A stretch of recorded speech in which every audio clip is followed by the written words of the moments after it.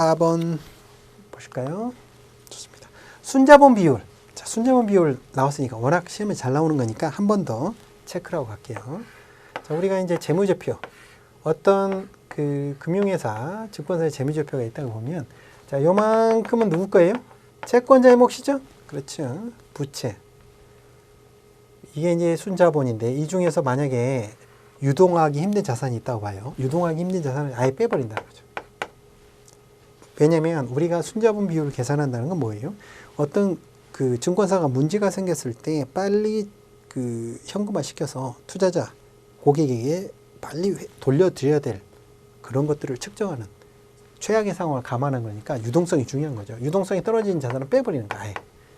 그렇죠? 그 중에 이제 또 위험 자산이 있을 수 있겠죠? 예를 들어서 주식이다. 그러면 주식이라는 게 마이너스 될 수 있는 위험이 있잖아요. 그 어떤 그 계산해서 그만큼 또 빼는 거죠. 요게 순자본. 요게 순자본인 거죠. 이게 진짜로 안전자본이 된다는 거죠. 이 순자본이 어느 정도 비율을, 그렇죠? 최초에 인가받을 때 그 70% 있잖아요.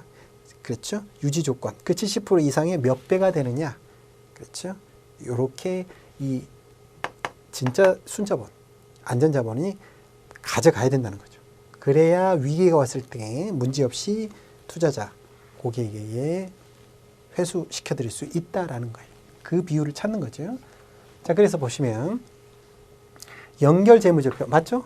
주의하셔야 돼요. 개별재무제표가 아니라 순자본 비율을 할 때는 연결재무제표 좋습니다. 자, 시장위험과 신용위험을 둘 동시에 내포하는 것은 둘 중 큰 것을 기준으로 하는 게 아니라 어떻게 하죠? 둘 다 산정해야 되죠. 기본적으로 순자본 비율을 할 때는 보수적, 예, 그렇게 이해하셔야 돼. 둘 다 클 중이 아니라 둘 다 체크해야 된다. 그렇죠? 여기서 말하는 신용위험이라는 건 뭐죠? 거래 불이행 위험인 거죠. 거래 상대방이 계약 조건을 이행하지 않을 위험. 그것까지 함께 산정을 해야 된다. 2번이 틀렸고요. 자, 차감 항목에 대해서는 원칙적으로 위험을 산정하지 않는다. 당연하죠. 예를 들어서 유동성이 적은 자산을 미리 뺐잖아요. 그러면 여기에 해당하는 위험은 굳이 계산할 필요 없는 게 아예 자산에서 빼버렸으니까. 그렇죠? 맞는 말이고요. 자, 부의 자산과 부의 부채에 대해서도 보수적으로 판단해야 되니까 당연히 위험액을 산정하는 것을 원칙으로 한다. 맞습니다. 그래서 2번이 틀렸죠? 자, 4번에 보시면 핵심 포인트 내려가시면 양가로 2번. 시험에 꼭 나오는 거죠. 꼭 체크하십시오. 1번부터 5번까지. 그리고 동그라미 4번만 여기 안 나왔으니까 위험 회피 효과가 있다. 그러면 감행할 수 있다. 예를 들어서 해지 거래를 했다 이거죠. 그렇죠. 만약 주가가 떨어지면 손해볼 수 있는 위험이 있는데 가령 풋옵션을 매수해 놔가지고 일정 부분 방어할 수 있는 부분이 있다. 그럼 그 부분을 빼줄 수 있는 거죠. 그렇죠? 자, 그리고 양가로 3번에 동그라미 1번에 보시면 가산 항목에 보시면 그렇죠? 실질적으로 자본의 보완적 기능을 하는 경우에는 더할 수 있다라는 거죠. 영업용 순자본 비율을 산정할 때 그때 보시면 그 가산 항목의 대표적인 게 대손 충당금이나 뭐 후순위 차입금. 그러니까 후순위 차입금이라는 게 후순위 채권을 말하는 거죠. 그렇죠? 요즘은 또 보완자본으로서 뭐 코코본드 이런 것들도 인정이 되니까 자, 그런 것들은 그 대손 충당금도 마찬가지 논리인 게 실제 뭡니까? 대손 충당금이 현금이 사내에 있는 거죠. 그렇죠? 대손 충당금이란 문제를 대비하기 위해서 쌓아놓은 거니까 그 돈을 쓸 수 있는 돈이잖아요. 그렇죠? 회계적으로 대손 충당금으로서 자본의 차감 계정이 되는 것이지 그 돈 자체는 회사에 있는 거니까 자, 이런 것들은 가산 항목을 하는 거고요. 또 뺄 건 빼는 겁니다. 오케이. 어쨌든 이 한가로 2번은 너무 중요하니까 꼭 체크를 하시고요. 자, 다음 5번 문제 보시겠습니다. 자, 어떤 것들을 더해서 총위험을 산정하나요? 지금 대표적인 위험, 시장 위험, 그렇죠? 가격 변동에 의해서 발생할 수 있는 위험, 주식이다 그러면 주가 하락 위험이겠죠? 그 다음 신용 위험, 거래 상대방 위험, 운영 위험은 뭡니까? 가령 정결권을 위배해서 운영하거나 회사 내부 사정으로 직원이 문제를 일으키거나 이런 것들이 이제 운영 위험이겠죠. 자, 파생 상품 위험은 시장 위험의 한 종류인 거죠. 그렇죠. 그러니까 가나 다를 말하는 거죠. 이게 이제 문제를 만들기 위해서 이렇게 한 거죠. 자, 시장, 신용, 운용 위험액을 더한 것이다. 자, 밑에 핵심 포인트 한번 보실게요. 양가로 1번에 보시면요. 총 위험 산정은 당연히 시장, 신용, 운용 위험을 더한 것이고 동그라미 2번에 보시면 밑 밑줄에 그 칸 밑에 이런 표현이 있죠. 선도나 수압 등 파생 상품은 시장위험과 신용위험을 동시에 산정한다. 즉 선도, 수압 같은 경우는 뭐예요? 장외 거래잖아요. 그러다 보니까 신용위험을 함께 더해서 판단해야 된다. 자, 그리고 양가로 2번에 동그라미 2번 보시면 순자본 비율이 100%죠. 100%가 마지노선이잖아요. 100% 이제 미만이 되기 시작하면 어떻게 되죠?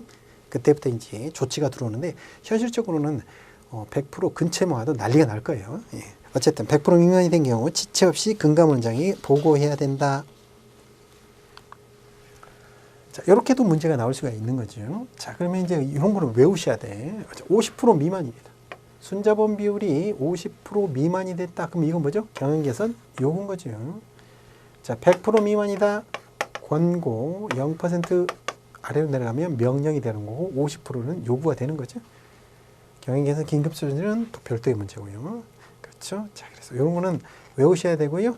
자, 50% 미만인 경우니까 이런 말이 나오죠. 점포의 폐쇄 통화. 경영개선 권고에서는 점포의 효율적 관리 이런 말이 나오죠. 경영개선 명령에는 이제는 회사를 합치죠. M&A 이런 말이 나오죠. 요거까지 같이 기억을 좀 해주세요. 요런 거는 뭐 방법이 없습니다. 외우셔야 돼.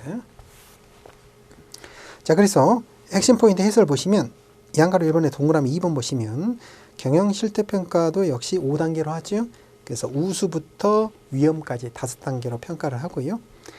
양가로 2번에 보시면 적기 시정 조치가 나오죠. 적기 시정 조치.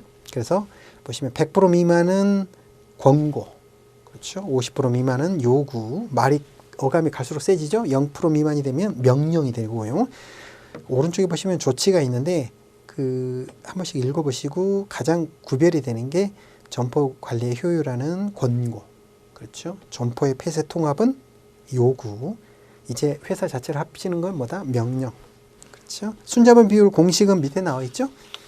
직접 계산하라는 문제는 안 나오니까요. 한번 체크하시면 되겠습니다. 자, 투자권유 대인에 관한 문제가 나왔네요. 틀린 것은 무엇이냐? 자, 금융투자업자는 즉 증권사는 투자권유 대인에게 위탁할 수 있죠. 네, 대리가 아니라 위탁이죠. 맞는 말이네요. 파생상품에 대해서는 투자권유 위탁할 수 없다. 그렇죠? 파생상품 등이라고 나와 있죠. 좀 더 깊이 들어가면 원금 보장형 ELS. 자, 이런 것들은 가능하도록 돼 있죠. 원금 보장형, 원금 보전 추구형. 자, 그 외에 파생상품은 안 되는 거죠. 위험하니까. 좋습니다. 투자권유 등에는 협회가 정한 교육을 이수해야 된다. 당연하죠. 그러면 이제 온라인으로 이렇게 이수하는 절차들이 있습니다. 다양한 상품을 고객에게 제안할 수 있도록 일사에 존속되지 않는 게 아니라 일사에 존속이 된다라고 말씀드렸죠. 그러니까 이게 투자권유 등인들의 좀 큰 불만 중에 하나죠. 여러 증권사를 등록할 수 있는 게 아니라 하나의 증권사만 등록하도록 돼 있죠. 자, 7번의 핵심 포인트 한번 보실게요. 양가로 1번에 보시면 투자권유의 위탁 보시면 파생상품에 대해서는 위탁할 수 없습니다 라는 말이 나오고요. 밑에 보시면 양가로 3번에 금지행위가 있죠. 이것도 시험에 좀 종종 나오니까 대리에서 계약을 한다. 안 된다고 그랬죠. 금전을 직접 수취하면 안 됩니다. 왜? 위탁관계니까. 동그라미 3번에 보시면 제3자에게 또 위임한다. 안 되는 거죠. 둘 이상의 위탁 계약 안 되고요. 그렇죠. 5번은 뭐 시험에 잘 안 나오는 지문이니까. 그렇죠. 4번까지 금지행위 한번 체크해 주시고요. 자, 다음 8번 문제 보시겠습니다. 전매 가능.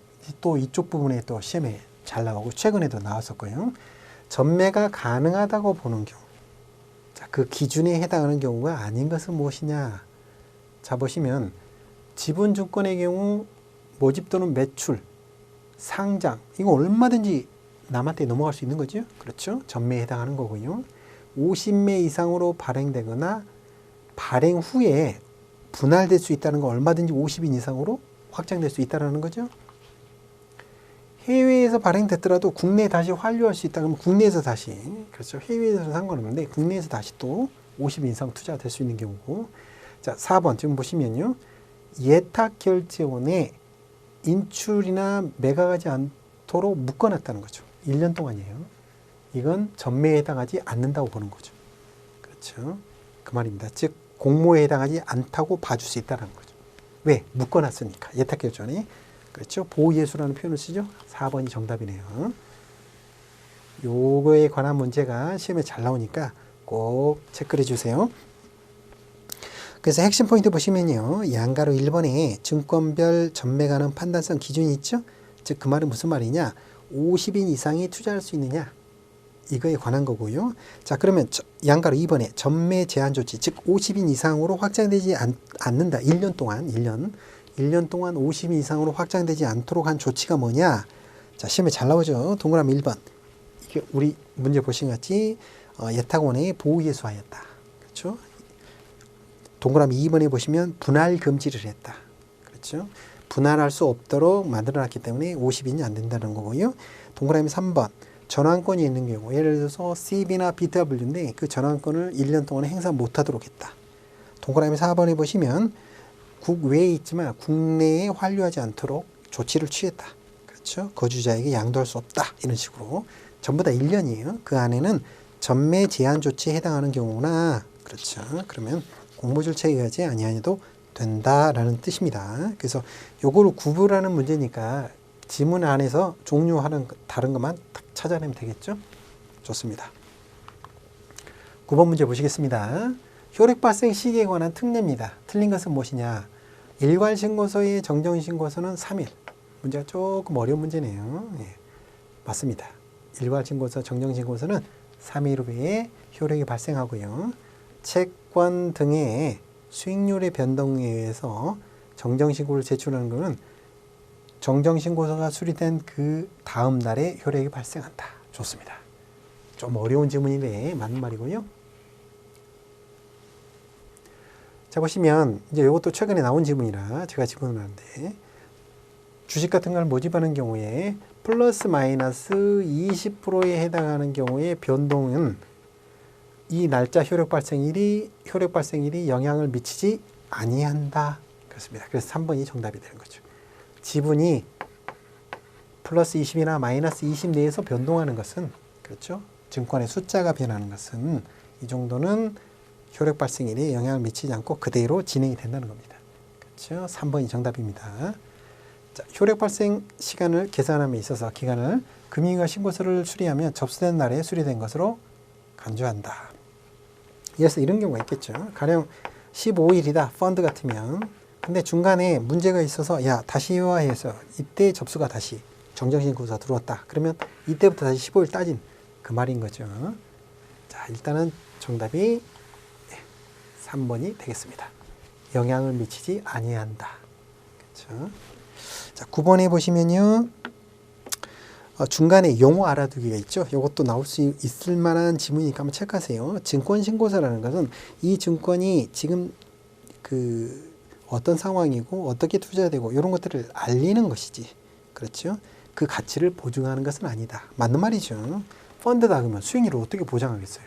그렇죠? 주식이다 그러면 그 회사가 부도 안 난다는 걸 어떻게 영원히 보장하겠어요? 다만 이 지금 상황에서 숫자로서 잘 표현이 되고 있다라는 것에 관한 거지. 가치를 보장하는 것은 아니다. 맞는 말이고요. 핵심 포인트 가시면요. 양가로 1번에 동그라미 1번 일괄신고서의 정정 3일이 경과되는 날 효력 발생이 되고요. 양가로 2번 나오죠. 지분증권 플러스 마이너스 20%는 효력 발생 기간에 영향을 미치지 아니하고요.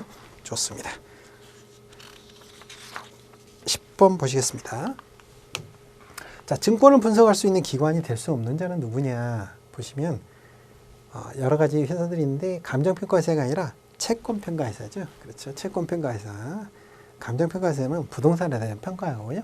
채권평가회사, 인수업무를 수행하는 자, 회계법인, 신용평가업자 이런 사람들이 증권 분석 기관이 될 수 있는 거죠.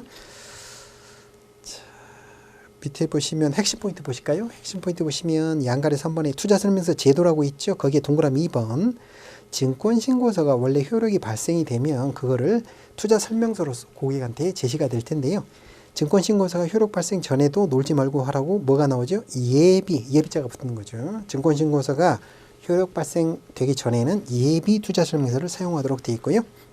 동그라미 3번 보시면 단순한 광고 및 홍보전단, 간이 투자설명서, 즉 리플렛 쓸 수 있다는 거고요.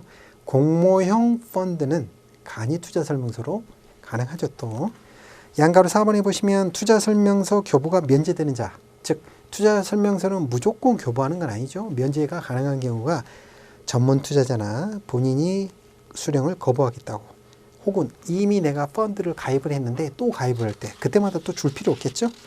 좋습니다.